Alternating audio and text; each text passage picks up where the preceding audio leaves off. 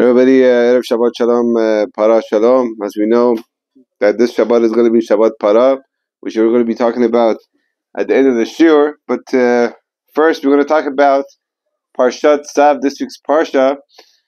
The commandment is given to Aharon HaKohen, the most important person by the Jewish people, because he's the one that's going to represent the Jewish people on Yom Kippur, the holiest day of the year, and the holiest place, which is Kodesh Kodashim.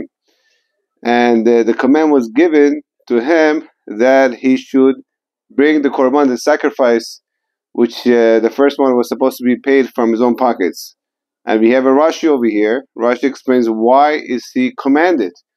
We know that he loves to do the mitzvot. We're talking about Aharon HaKohen, one of the biggest people that ever lived, the holiest. Of course he's going to want to do it willingly. But it says that we have a klal in Judaism, and it's also a klal, a rule in psychology, that the bigger a person is in his level of spirituality, the more he has to push himself not to fall, because his Yetzer Hara also, his evil inclination, grows with him. The more holy he gets, so in order for the test to be a fair test, the evil inclination has to grow with him. So we hear that he's commanded that he should, this is by the Rashi, Rabbi Shiur by Yochai says that he should push himself and be commanded, that he's commanded to push himself and bring the money and spend it out of his own pocket to buy the sacrifice. We see that by the holiest person in Judaism, the Kohen Gadol, the holiest day of the year, that goes in the Kodesh Kodashim, he is commanded to bring with his own money. Because the bigger a person is, that's how big his evil inclination is. That's why a person should not be surprised that sometimes we hear, how could this big person do this? How did this happen to this person? Because if a person is not constantly working on himself and he's getting bigger in holiness, he has to also make more gedarim, and put more gedarim fences around himself in order to protect himself not to fall. And we have plenty of examples that we have in throughout history. We saw the prime example is one of the Amoraim in the Gemara, Rav and Abaye. We say Rav Abaye all the time. Abaye, one of the two. One time he got into the Beit Midrash to go learn Torah, and it was such a high level. That people who are named in the Gemara, they could actually bring back the dead. And then once he was walking, and he saw two people, a man and a woman, teenagers, 17, 18-year-old. They're walking together. So he said, I'm going to walk behind them and follow them, make sure that nothing happens over here, because we know that at a tender age of 17, 18, and when a boy and a girl are walking together, especially when they're secluded and they're going out in the field, it's a no-brainer that something could happen over there, that it's only natural. So he went after them in order to make sure nothing would happen, and he walked, this is in the Gemara, for kilometers. And finally they got to a fork in the road, and the guy tells the girl that it was very nice talking to you until this point, but what can we do? We have to separate ways. I have to make a right to go to this destination, and you have to make a left. And they depart. Nothing happened. And Abaye was beside himself. He's like, oh my gosh, I am such a holy level that if I was in this situation, I don't know if I would have passed the test with this girl.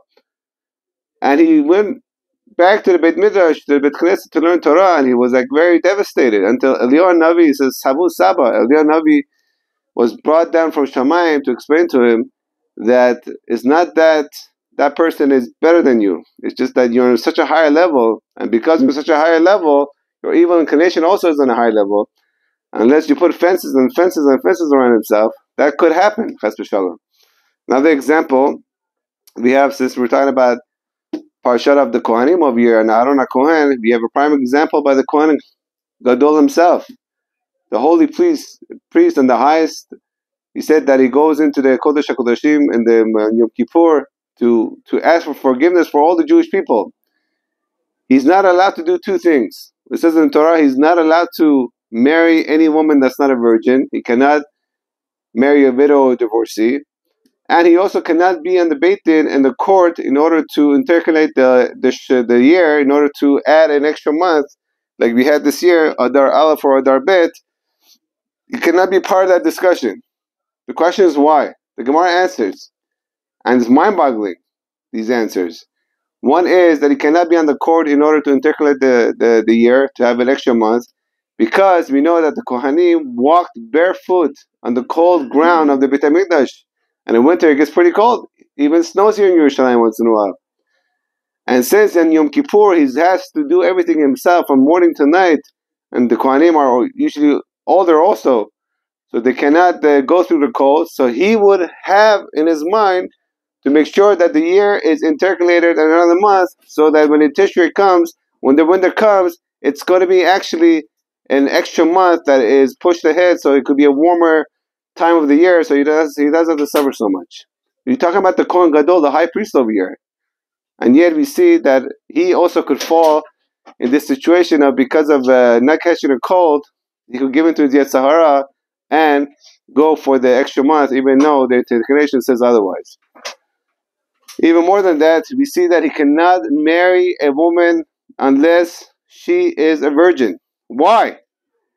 One of the answers is because he's on a high level, so he has to be married the best so that he doesn't think about other women.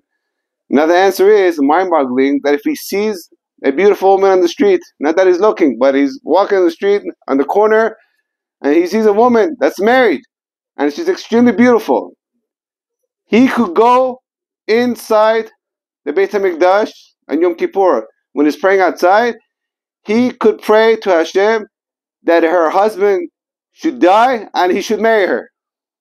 On such a high level. He's such a high level. How could do such a thing? The Gemara says, God who created every single person, he knows the psychology of every person. And the higher a person is spiritually, we know that he's also, his evil inclination is higher in that point. That's why he's not allowed to marry a widow. So that we don't have to worry about the fact that he's going to pray in the Beit HaMikdash in Yom Kippur, where the prayers are most likely going to be answered, that the husband should die and he should take the woman. We see how deep in psychology Judaism gets. We don't play around over here. It doesn't matter who you are. A person, it says, the person has to always be careful not to fall into seeing not modest things, or being in places that are not modest, or when it comes to stealing, not put himself in a situation that he could, maybe I should take tissue, he doesn't mind. No. The evil inclination is very smart. He doesn't come to a Shomer Shabbat person when someone's keeping Shabbat and says, tomorrow you're not going to keep Shabbat. He knows that he's not going to go for that. Or tomorrow you should go and be with a married woman. Chas v'shalom, he's not going to do such a thing. But he's going to work with him. One day here, maybe you should look over there a little bit. 5 years from now, a little bit over here. 10 years from now. 20 years down the line, you could get him. Prime example, Shabtai Tzvi. We know that the false Messiah, 400 years ago, there was a person who made himself into a false Messiah. And a lot of people followed him, and unfortunately, he ended up being false, and a lot of people died because of him. But in the beginning, this person was a very righteous person. Shabtai Tzvi was a very learned person in Torah. What happened? The Yetzer Hara got him after 20 years. One of the biggest Mekubalim in the last generation, Rabbi Yehuda Padaya, who actually brought him back, his Neshama, to ask him what happened with him, he said that he ended up being with an Eshet Ish. He ended up being with a married woman.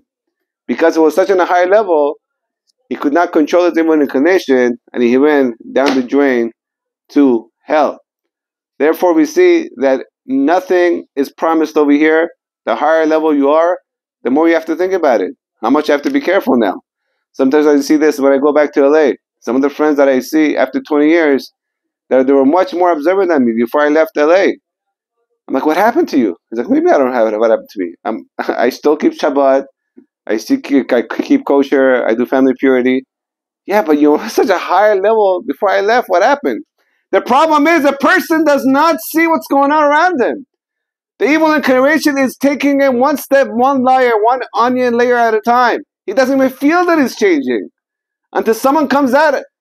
20 years later, he says, what happened to you? What do you mean, what happened to me? He thinks he's the same person. But he's not. He's become, I don't want to say a monster, but he's become a product of his environment. That's why a person, we always say, has to be careful where he lives, not to mingle over here. He has to go somewhere, do something, go and come back very fast. We are people that if you start mingling with the non-Jewish world and the non-Jewish customs, 20 years later, he's going to become one of them, and he's not even going to see that he's changed. He thinks he's the same righteous person that he was 20 years ago. And it takes someone to come from outside who hasn't seen him for 20 years to say what happened. Until he finally wakes up, hopefully, and says, hey, maybe I should change myself. Get rid of this ponytail. Look at the size of my kippah has become a quarter. I barely davening with a minyan anymore. My Shabbat, I think I'm keeping Shabbat. I'm not, because I have so many laws to go over and I'm not reviewing them.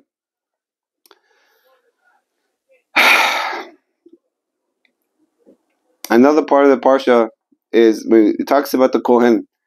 Again, since we are all, although we're not Kohanim, there's Israel, there's Levi, Kohen, but we're all part of, we could be considered Kohanim, the highest level that a person could be, because a Kohen could work in the Beit HaMikdash, although the Rambam says, the Maimonides says, although that Israel is not a Kohen, but he could be on the same level as a Kohen when he's learning Torah, and he's always working on himself. That he could get to a level higher and higher, until he gets to a level of a Kohen. Kohen doesn't mean someone that's genetically a Kohen. It could be to a level, Kohanim or Levim are always mentioned in the Torah, that they're the ones who are going to be teaching the others to come closer to Hashem. That's why Aaron HaKohen was Ohev Shalom Verodev Shalom. He would love people and bring him back to Judaism, bring him back to Chozer B'Tshuvah. He wouldn't just let him be like that. But anybody could get to that level by learning Torah. So it says in this Parsha that when a Kohen, when he is doing the different parts of the sacrifices in the Beit HaMikdash, one of the parts that he has to take the ashes and to change the ashes, and sometimes his clothing will get dirty. So this is over there that he should, in the Torah, that he should change the clothing, his normal clothing that he serves in the Beit HaMikdash, a very high level of clothing, that he should change them, and he's taking out the ashes, so when it gets dirty, it shouldn't be the clothing that he's working with. Example is given by Rashi, that let's say someone who's a chef and is working in the White House, and the chef, obviously he's working with a lot of food, sometimes he has grease over here, he's not going to take that final lamb chop that's ready and everything is good and go back to Joe Biden, Sleepy Joe, and put it in front of him and say, here it is. People are going to laugh at him. Even by non-Jews they can understand that. Change your clothing before you go out there. You go in front of the king, the president. So too when you go davening, when you change your clothing for Shabbat. Sometimes, when you go out of work and you run with your jeans into to Shabbat, or you run into davening. There's a pasuk that says a person has to prepare himself. He's meeting and has an audience with the King of Kings. He's davening to him 3 times a day. He's praying to him. Hashem has given us that right, that privilege, to just go or when he's saying Birkat Hamazon, when he has a meal, he has Birkat Hamazon. It says that the laws of saying the prayer after the meal is to thank Hashem for what he eats. He has to be dressed properly. He can't be just all mushy and everything. His hands are greasy. He has to go wash his hands, put on a jacket, a hat, whatever it is. But just to go into thanking God after eating a meal, it's like praying. Just like in praying, you have to be looking presentable and you're talking to God. So too when it comes to Birkat Hamazon. There's a story told that a bunch of yeshiva bachurim, that after 6 months of learning Torah, they had a field trip. They went to the field trip and it was getting late, and they wanted to daven mincha, the afternoon prayer, which you could do until sunset, before sunset. And they had not bring their hats with them, so they asked a posek. They called a rav, a big rav in Eretz Israel. What should we do? If we do prayer right now, we could daven 10 people together with a minyan, and that's a higher level of praying, obviously, when people are praying together. But we don't have our hats. Oh, should we go home? Well, by that time, we're not going to be davening with each other. It's going to be only without a minyan. Which one's better? But we're going to have our hats. He said to go home before Shkia, even though you're not going to have a minyan, but have your hats. Because the law of coming in front of God with clothing that are respectable and with a hat looking presentable overrides over here the fact that you're going to be davening with a minyan, but in clothing that are half ripped from all the rocks and whatever it is, or you're dirty from food. It's not respectable. So to another story is told by Rav Chaim Kanievsky, who passed away a couple of years ago. Actually, Purim was his yahrzeit. That a person who was obviously observant person, but he was in the business world, and he used to have a lot of business dealings worth millions of dollars. And he felt like that when he goes to meals, you close big deals, after a nice dinner, a nice lunch, you say l'chaim, and you close a deal for millions of dollars. And sometimes he felt like awkward putting his hat on and going with a jacket and a hat and everything. The jacket is okay, the tie, but to have a hat on, it felt a little uncomfortable. Rav Chaim Kanievsky said, look, don't worry about it. You do your part. You look representable, like a Jew is supposed to be looked upon, and Hashem will do the rest. So he accepted it. He swallowed his pride, and the next meeting was for the coming Tuesday for a deal worth millions of dollars. He goes to Tel Aviv to a kosher restaurant, and he's sitting there with the person who's doing the dealing with, going back and forth. Finally, the person who's doing the dealing with him, he said, look, I want to close the deal, but for $15 million less than what you want. They're going back and forth, and obviously the observant person, he can't take the loss of another $15 million. So he gets up, and he wants to wash his hands to prepare himself to say Birkat Hamazon, the grace after meals, and he wants to get his hat. But the other person who's not observant, sitting on the other side, he thinks that he's getting up to leave. So he waits for him, and he comes back. When he sees that he's praying the grace after meals, before he says anything, the person who was doing the dealing with him, he told him, look, I changed my mind. I want to raise it up to $15 million more to give you. He said, what happened? He said, because when you got up, I thought that I was playing your bluff. I was out bluffing you to see how much down you could go. But when you got up to go get your hat, I thought you were leaving. So therefore, I changed my mind. We see from the bracha and from the fact that he prepared himself to say the grace after meals like a Jew should, to put his jacket on and his hat on, to pray before the King of Kings, to say thank you to him. And he wanted $50 million because he listened to the rabbi. And he swallowed his pride, and he didn't put his hat away. Actually, a few weeks ago, on Motzei Shabbat, we have 3 Seudah on Shabbat, and the 4th one we have coming out of this Shabbat, it's called Malav Malka, the 4th meal. And sometimes you're already taking your jacket off and your hat is off, and it's a little maybe you're not feeling to put the jacket back on and to put the hat back on in order to say Birkat Hamazon. So I was feeling not to put the jacket back on and not to put the hat back on. And I remember these stories that I'm telling you right now. I'm like, what am I doing?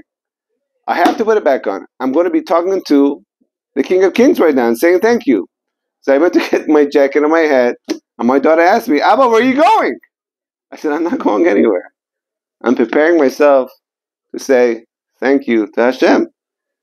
And that's a lesson for life. Sometimes we want to teach our kids chinuch, to educate them, to go in the right ways. But we have to be the most number one examples to our kids. I know that from now until 120 years old, my daughter is going to remember that picture that daddy got up to get his hat in order to say grace after meals. Because daddy has to look representable in front of Hashem. That's what she's going to remember.